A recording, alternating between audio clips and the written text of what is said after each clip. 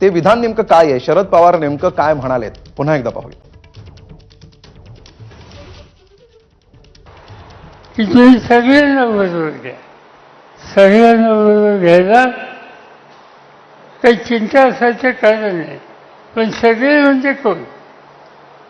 सगळे म्हणजे गांधी, नेहरू, चव्हाण यांचा विचार, फुले शाहू आंबेडकर यांचा विचार, हा जो सगळे म्हणत असेल तसे भाजपचे ज्येष्ठ नेते सुधीर मुनगंटीवार सध्या आपल्यासोबत फोन लाईनवरून कनेक्ट झालेले आहेत.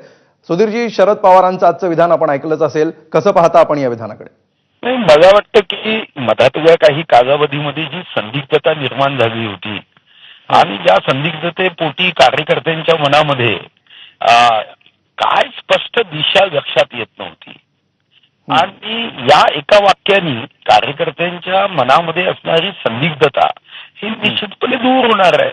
शेवटी शरद पवार साहेब एक अतिशय अनुभवी नेते आहेत आणि फक्त अनुभवी नेते नाही, त्यांचा राजकारणामध्ये असणारं विश्लेषण, अनालिसिस किंवा दृष्टी हे निश्चितपणे एक कौतुकास्पद आहे. आता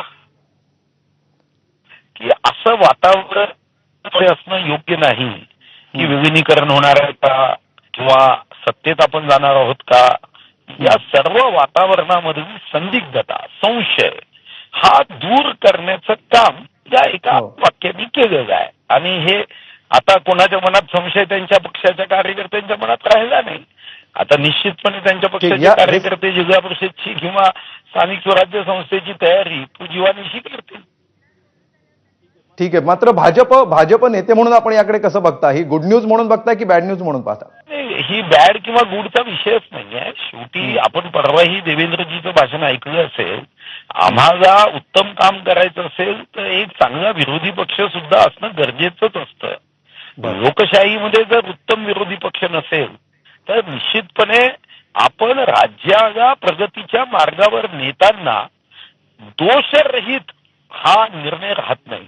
आणि म्हणून दोषरहित निर्णय हवे असतील एक सुदृढ विरोधी पक्ष असला पाहिजे. याला बॅड न्यूज, गुड न्यूज या दृष्टीने बघण्याची आवश्यकताच नाहीये. प्रत्येक गोष्ट सत्तेच्या आपण तराजूमध्येच आपण मोजलं पाहिजे असं मला नाही वाटत. ठीक आहे, धन्यवाद सुधीर मुनगंटीवारजी, आपण ही सविस्तर प्रतिक्रिया एबीपी मासाला दिलीत त्याबद्दल.